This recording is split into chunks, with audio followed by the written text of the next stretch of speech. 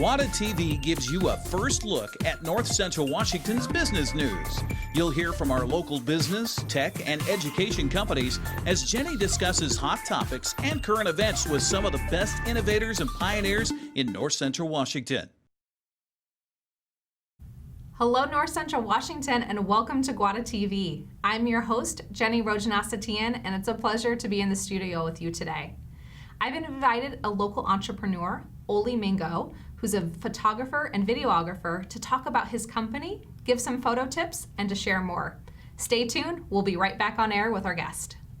Welcome back to GWATA TV. We are on air with Oly Mingo. Welcome to the show. Thanks, Jenny. I'm really excited to be here. I'm so excited to have you as well. We've not gotten a chance to spend a lot of time together, especially this year because of COVID. So appreciate you've been a member of GWATA and really involved with the community. So thank you for all of that. Before we dive into, your career and your company, I'd love for the audience to get to know you a little bit more.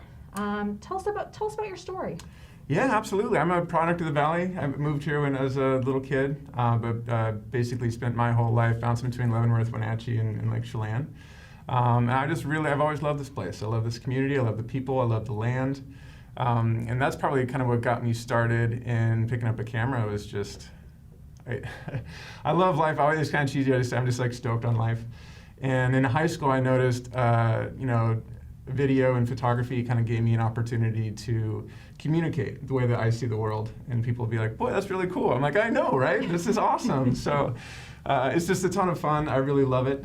I spent many years with Jeff Austinson at North 40 Productions, doing local commercials and documentary films. And in 2016, 2017, I went freelance and started a photography company. So, and we love the team at North 40. What a great group. We get to collaborate them frequently. What drew you to leave, kind of the safety of a great established production company and branch out onto your own? The birth of my daughter. I was born in 2016, and that was just a beautiful kind of opportunity to, I guess, maybe just kind of shake things up a little bit for myself. But I also noticed that I kind of look at time a lot differently than a lot of people. And so just on a constant quest of work-life balance, not that being an entrepreneur has a tremendous amount of work-life balance, in the beginning especially, but there's a lot of freedom with it as well. And to me, every day is just really precious, and I want to make sure the time that I'm spending, first and foremost, my family's always needs to come first. And then just looking for a little bit of purpose for my work as well. And I realized, when I started my business, I needed to make money, so I really went towards wedding photography. There's always a need for that. People are always getting married, and there's great money in it. And so I pushed really hard to kind of establish myself within the wedding market. And we're in a really unique place here because, Wenatchee's obviously changing rapidly, but we still have Central Washington, kind of that Eastern Washington quality of life and cost of living. And so, but there's folks coming over from Seattle who are coming over here to visit Leavenworth, and their daughter's getting married in Lake Chelan. And so an opportunity to kind of access some of that, the Western Washington budgets while getting to enjoy my life here in Eastern Washington. What I love about your story is that sometimes parenthood and families cause people to not want to take a risk into entrepreneurship for the stability, but you really leaned in and said you wanted to create something and create this space for your family by becoming an entrepreneur. So kudos to you for taking that leap. I also love that perspective of, we're known as a tourist destination. So we drive a lot of tourism employment in the hospitality industry, in the hotels, and kind of that lifestyle. But you don't think about how many businesses are also positively impacted by the tourism, such as weddings and events and families coming over. What's your mix in terms of video work and photography? You talked a little bit about the wedding business, but you do more than that. Yeah. Photography is a pretty sweet gig because the majority of my work is doing weddings and commission portraiture, family photos, engagements, maternity shoots, birthday parties, all the fun stuff. And typically all those things are being shot in the summer. So my summers are really, really busy. I learned this the hard way. My first year in business is that in the winter everything dies out. And so now I'm really good about, I have a bank account called Winter is Coming. I just stick that summer money in there, and then I really get to take the winters off. It's really fun. So I get to ski and snowboard and enjoy the place.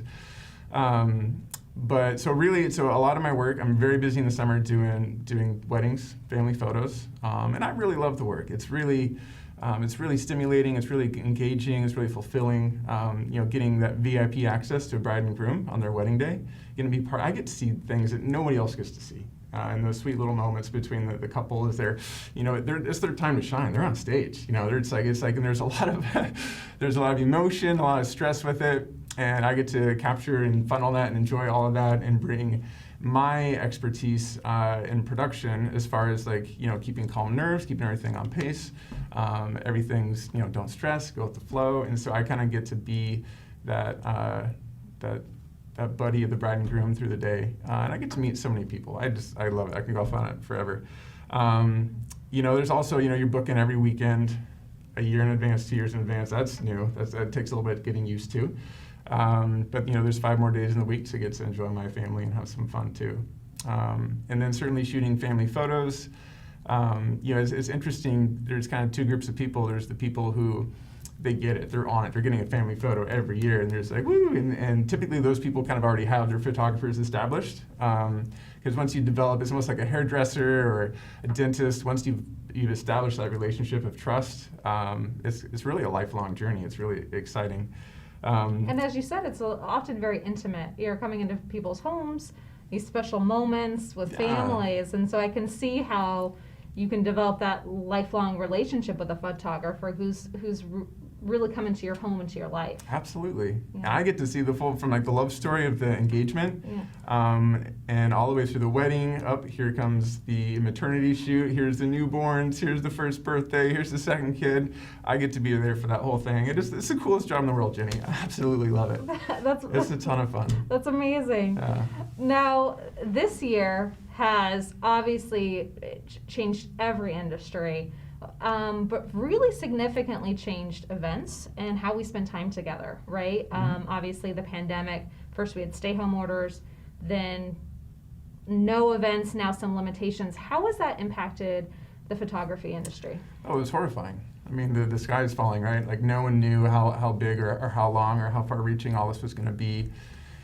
And so, in the beginning, and again, just getting through my winter reserves, here comes spring, here comes all the weddings, here comes all the events, and then poof, everything was gone. And I'm very thankful for some of the local grants I was able to get through the port and through the federal money, the state dollars, that allowed me the capacity to, to still pay the mortgage through that element of it. So obviously I think everyone can understand the financial impacts of the first quarter when everything kind of shut down. Since then, life's kind of gone back to new normal. A lot of my wedding couples that had these big extravagant weddings transitioned towards smaller elopements that were really special to be able to go see just them and their folks out in the woods. And then now everything's kind of, people are getting back to family photos and everything. So by the end of the summer, it was like nothing had ever happened. But it was very interesting timing for sure. Well, when especially something like a wedding has to go down to a very small group because of, safety precautions, those photos are even more important in the video work, I imagine, so that other people get to be included and see those. Absolutely. See that special day. Yeah, because they're still getting married, and there's still a tremendous amount of family that doesn't get to be there. And so it does. There's even been more value on those photos. And I think everyone just getting back to basics as far as really understanding that family is the true meaning of wealth. And there's always the real world that's happening. There's obligations of us needing to go about our lives, but at the end of the day, the family is most important. So it's been an affirmation for my own work, and I think for my clients as well, that it's a worthy investment. Yeah, absolutely. Now I want to talk more about your style and also some advice. But first, we're going to show a highlight reel of your 2019 year. So this video is going to show the audience commercial events, or I should say, commercial productions for businesses, family events, photos, a little bit of everything. Yeah, it's the full. We call it a sizzle. It's a recap film. Okay. It's a little sprinkle of everything that I got to do. And this was in 2019. And already looking through my portfolio, I can't wait to share 2020s. It's really beautiful. But yeah, this is all the work I did in 2019. I think it's a pretty good rep of the work that I do. Awesome. Well, enjoy the sizzle reel, and then we'll be right back after the commercial break.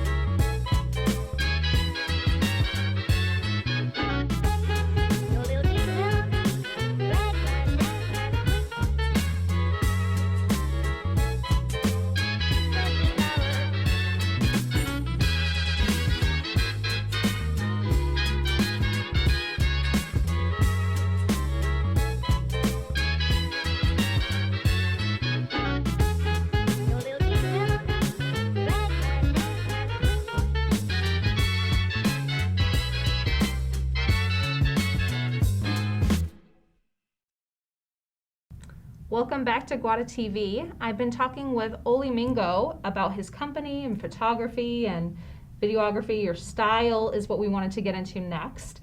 Our audience just had a chance to see your highlight reel of 2019. Some really beautiful moments in there. To me, when I watched it, it was almost emotional. Like, you can see the joy. Also, it's so nice to see people together. I think we're all a little... Those were the good old days. I know, we're all a little sensitive right now. Seeing celebrations and weddings just kind of soothes the heart. It does.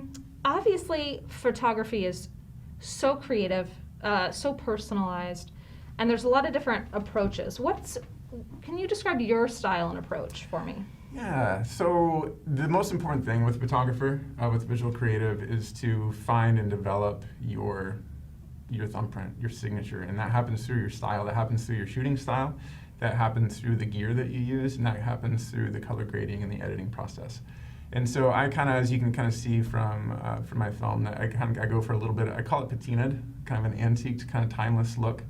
To me, just in the age of high resolution and high saturation in the digital world, there's something about kind of washing, just has a good, it just makes me feel good when I look at it. And so it's done, the style is done well.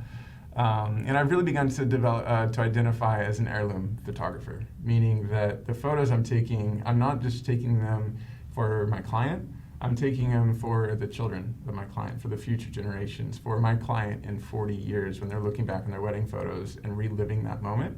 So that happens both, again, through my production and shooting style, but also kind of some of the stuff I shoot. I'm not looking for everything to be posed and polished. There's a lot of the day-to-day or the daily, or even at a wedding, you know, the bride and the groom are so caught up and, like, you know, they're they're being put on a pedestal, right? And so, I mean, I remember, like, my wedding day, I hardly remember anything from it. It's just a whirlwind, right? And so I'm also there to capture all the guests and all the kids playing and just the beauty of the day, the beauty of the food.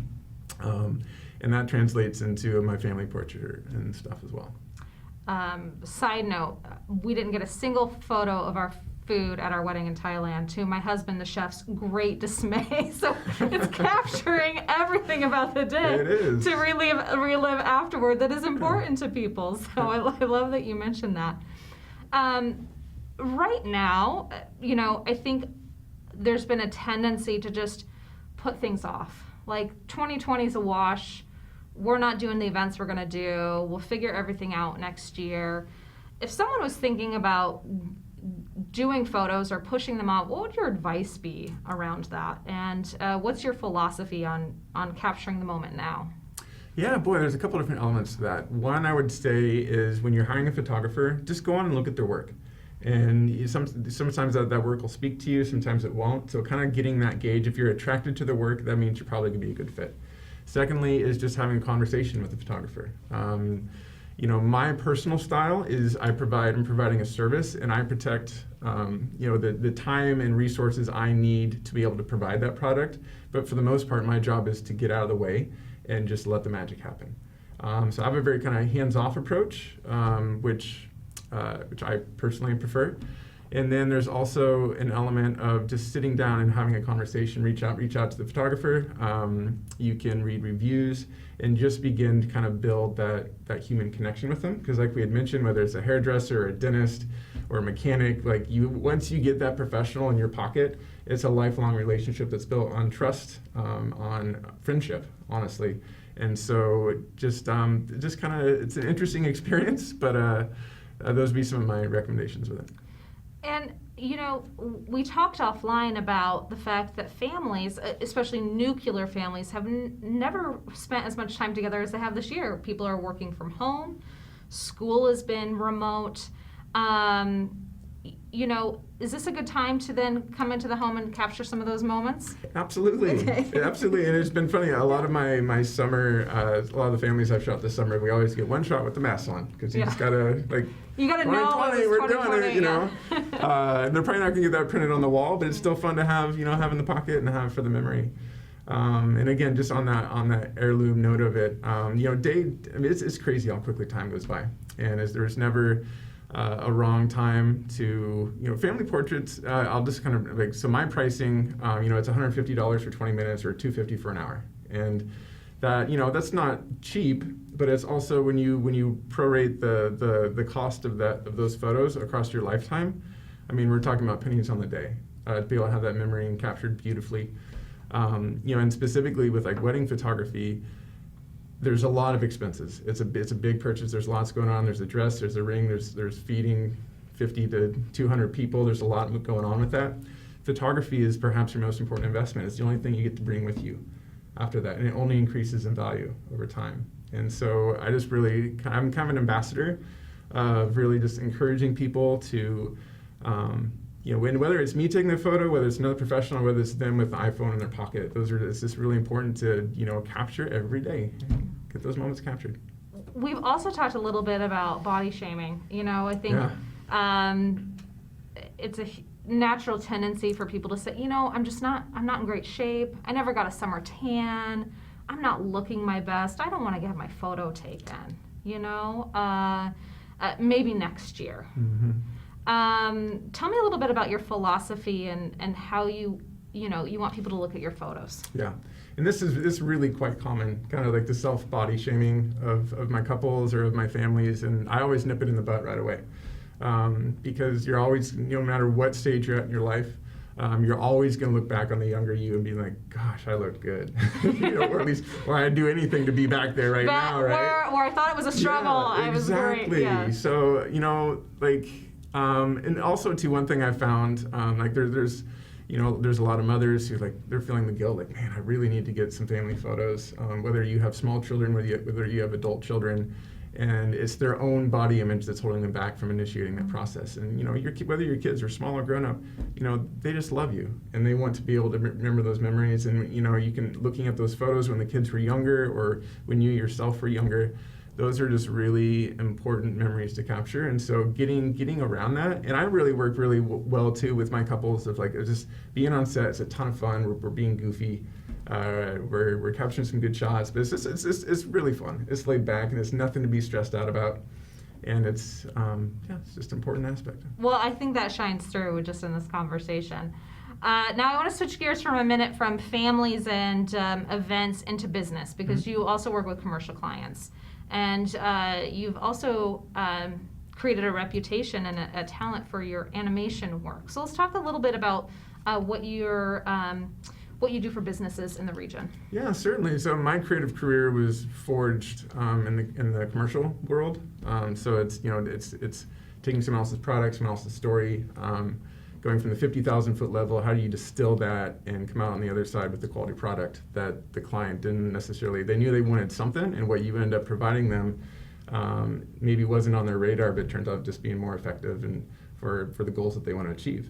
And so I've been able to take my skill set with commercial production and lend that towards businesses now with an eye towards family, with an eye towards community. I have certain success metrics that I look at if I'm going to, if I know that a commercial client is good for me, because it's really taxing, and it's really, and again, it's not as fulfilling as getting to work with a family with a little baby or getting married or something like that. But it's also really stimulating when you get a client who comes to you and says, I like your style, I like your brand, and I want you to take our story and put it through your lens. So that's what I really look like for with my commercial clients. And of course, around here with our incredible tourism and events, I've gotten to work with a lot of those industries and some of those businesses that are attracting people to the valley. And I really enjoy it. And one element that I've continued to retain on just a purely commercial level is animation, visual effects, design. I have a great partnership with North 40 to kind of to collaborate with them on some of those projects. And so, like in the video that we share, there's a piece in there for the PUD, for the U.S. Forest Service. I did some work with. Space in my mind. It's okay. It's you a long work with a lot of clients. There's right? a lot of clients. You work with a lot of clients on the commercial side. And that animation is not something that a lot of people have in North Central Washington. We have got some great production companies and some great photographers, but if you're a business, a commercial client, usually you have to source that talent outside the area. Mm-hmm. Yeah, it's I have so much fun doing it. Yeah. When I took an aptitude test in 5th grade and it said I should be a Disney illustrator, I'm just like, I don't know how I'd ever get there. It is so funny to look forward 25, 30 years and being like, oh look, that's fun. It applied, I am yeah. kind of doing some stuff it like applied that. there, yes. So yeah, it's really fun work. It's really time intensive. It takes a long time to develop that skill set, and it's one thing that I want to continue to hone. I don't want to lose that skill set. Mm-hmm. And now kind of being a family man and just absolutely loving my daughter and trying to put more time in my work towards her, I'd love to start doing like little, kid animations, little cartoons and stuff like that, where I get to just animate for fun. Would be really sweet. Yeah, that sounds awesome. Yeah. Who wouldn't want to right? do some animations for fun? Well, Oly, thank you. You've gone over some great information. I know that you're available for, like you said, whether it's commercial clients or families. But for those who are watching today who say, you know what, I just really can't have a photographer right now. You've also prepared some tips, right? I have. So some Yes. applied lessons that anyone can go today. So for our last few minutes, we're going to switch over to some tips on becoming a family photo ninja. Yes. So first and foremost, being a photographer is a way of life, and the only thing that separates a photographer from a non-photographer is taking the photo. It's so important to get that out, and so recognizing those opportunities of when to pull out the camera, which doesn't have to be big or small, it doesn't matter. Just get your phone out, get your camera out, doesn't matter, take the dang photo. Step 2 is stop, clean your lens, and then retake the photo. Because the number one part of we have these incredible cameras in our pockets, and everyone's walking around with these smudgy lenses, taking these smeary, greasy photos. So the number one thing you can do to turn on your photography game is clean your lens. A couple different, and just purely like thinking about these incredible phones that we have in our pocket and their capacity to take photos. A couple options. Number one is the selfie. That's a classic. You don't have to tell anyone. You just be like you want to take a photo, you take a photo. It's like reverse photo bombing. You make other people be in your photo. It's not the most glamorous thing, but it's a really great way to capture those moments. Something cool's going on. Take a selfie. The next is the magic moment, which is being able to recognize a scene that is precious, that you just have to get. And whether that is a kid, one of your kids, catching a fish, or whether that's, grandma and grandpa getting cute, holding hands during a family event, whatever that is, it's kind of capturing those moments that are much more kind of candid. It's not everyone say, geez. It's seeing that something beautiful is happening and having the forward side to say, that's a beautiful photo, take the shot. One of my favorites is the before and after shot, and this is really obviously great for home improvement projects, for any landscaping. I know my yard has changed tremendously in the last 5 years, so it's always good to show the before and after, so you can show off your skills as far as working on projects, and then also too, just as a time capsule as things go on. And so it's just really important. That's a fun option to take photos of. Next is the panorama, and knowing when to tastefully use the panorama. But you can really get a lot more into your scene by using I think everyone knows what a panorama shot is. They're on all phones now. And you can do it horizontal, you can do it vertical, you can stop and have people jump into the scene and get out of the scene, so it looks like there's actually 5 of your buddies rather than just the one of them. So you can get some fun creative stuff in there. And the next is a non-digital option, is the Polaroid. And the instant film cameras that are coming out now, it's $50 for the camera. The frames are, $1 a piece, but those are instant memories. There's just something about, the photo, when you're taking a photo with a digital camera, it's like the digital pixels. It's light going into a sensor. The sensor's saying, I think this is what I'm supposed to be saying. And you can take beautiful photos, but there's something about the analog of film that is just, it's really fun. And you can stick them all over your fridge. You can go to a birthday party and leave all the Polaroids behind. They're really great presents to have. So now that you're taking all these super awesome photos, every 3 to 6 months, at least once a year, you have to get all these photos off of your phone, off of your camera, and get them on your computer and then catalog them. We call it logging. And so you go through for every year, 2018, 2019, 2020, you drill into that. There's all 12 months. You drill into that, and then you have Bob's birthday, you have family camping trip, you have mom's anniversary, you have just different things like that you can go through and categorize, because it does no good on your phone if you can't go back and find it somehow, some way.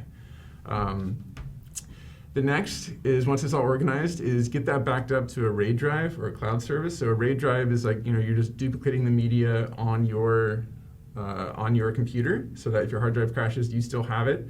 And secondly, with the cloud service, which is highly recommended, is it's on a duplicate drive, out on a server farm. It's out of your house. God forbid something happens to your home, you still have all your photos. Photos are absolutely priceless.